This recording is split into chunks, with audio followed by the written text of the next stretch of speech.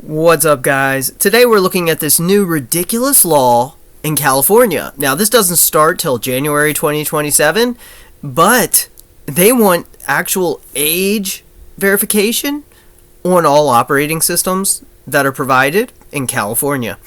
Now, this is going to get complicated. I mean, think about this. We have open source software such as Linux that is also part of this. Now, I did read that IoT devices, of course, will not be part of this requirement.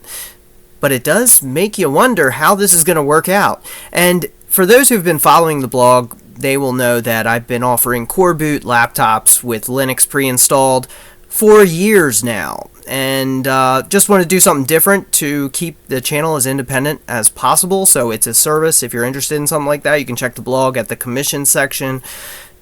Anyhow, if this goes into place where they're going to have age verification as a requirement for account setups on all operating systems, I will no longer be able to, in good faith and just due to ethics alone, be able to offer to California, at least not pre-installed, because obviously I'm not going to violate their law, and I read there were some serious fines involved. So obviously I would just include an installer disk for anyone in California if this took place, because I'm surely not going to check the age of everyone who comes to the blog, at least that's interested in one of the core boot laptops. Anyhow, let's take a look at this article.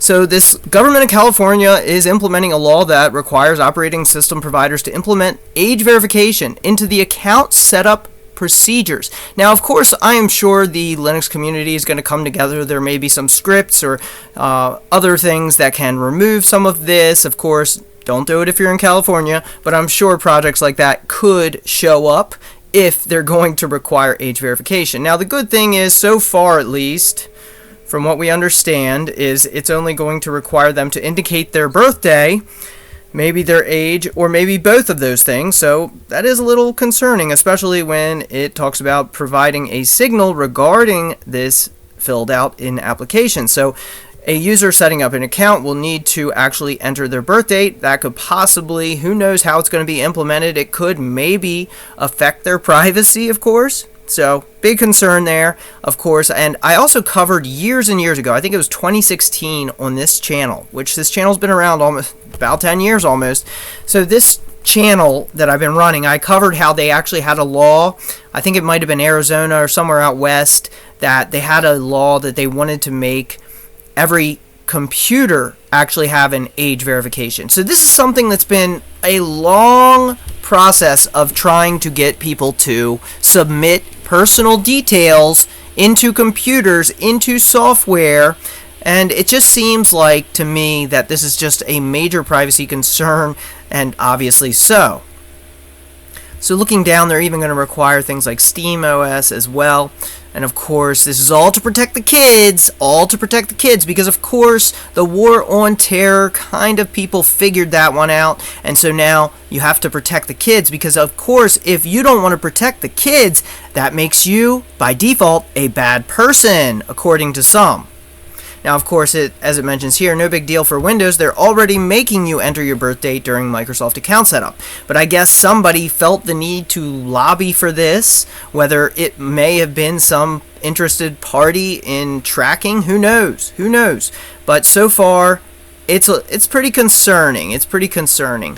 Now, let's also talk about this recent thing with Anthropic. Anthropic, you know, the AI company, Claude, things like that. Well, apparently the Pentagon has been, according to this article, bullying them into doing surveillance, because they had two red lines. They didn't want to have autonomous weapons without human oversight, and they also didn't want to have domestic surveillance on Americans as part of their mission. And I can understand that. I mean, hell, who wouldn't agree with that? Well, some totalitarian dictatorship would love to have that kind of stuff. Of course, that would help protect power and keep it protected by requiring these companies to perform domestic surveillance and fully autonomous weapons without human oversight. I mean, I can't think of any good reason to want that, and it sounds illegal to me to want to do domestic surveillance anyway, without a warrant, that is. So apparently the Defense Department labeled the company a supply chain risk. This is something that does not happen often, especially when you think about it. It's this is an independent company. At least it's supposed to be an independent company, unless you're under fascism or something, where the combine of the government and corporate power, which is what Mussolini called fascism. It is a combination of government and corporate power. Now, this threat is serious to this company, but I do have good news.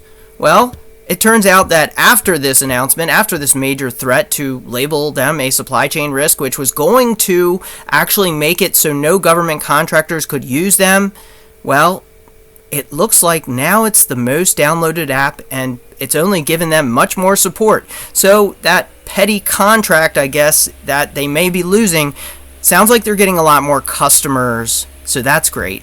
Now, we also have been reading about this Discord age verification. There's also been links allegedly to Palantir co-founder and, the Panopticon architect, that is Peter Thiel, the guy who says that he doesn't believe that democracy and freedom are compatible anymore. The guy who has talked about and has friends with people like Curtis Yarvin, who believe we need to get over our dictator phobia if we want to make change to the government. Now, who wants to make that change? Well, it sounds like a lot of billionaires are quite interested in people getting rid of their dictator phobia. What does that translate into? Well, it sounds to me like certain billionaires may be interested in a dictatorship if that is what they want people to get rid of, a phobia of. How interesting. So we know that with this age verification, where they want to scan people's faces, this is just another way to track people. We know what this is all coming down to. So we might be seeing that this new California law is going to require age verification in Linux and in other operating systems, all other operating systems. What it comes down to is something like this can expand. It may only ask for your birth date today, but it may require a face scan with using AI to verify your age later. That could be tomorrow. We don't know. These things have a tendency to continue to expand without the proper pushback from the people. So if people do not push back against totalitarian measures, well, of course, you can only expect those totalitarian measures to continue to expand. So we know this age verification on Discord has gotten a lot of concerns, and we also know that people consider Discord a place for organizing, and some protests allegedly have been organized through Discord, so I wouldn't be surprised if there may be a link about that. Now, interestingly enough, it looks like 70,000 government ID photos were exposed in a third-party service that it used. Now they're saying, at least it wasn't the 2.1 million of them figure, but that's still 70,000 people who had their identities compromised on Discord. That was 2025 from this article here, but you can imagine, if they go forward with this age verification, face scans, things like that, all of your biometrics could be at risk, and today, biometrics act as a modern security key, so you should be protecting your biometrics. That's what I have today, guys. Just wanted to share some of the things that I was reading about, just give you a quick rundown. Let me know if you have any comments or questions on anything in the comments below. Make sure to share the video, like it, and subscribe so you don't miss any more important stories. And I will see you soon in another video on how to protect your security and privacy.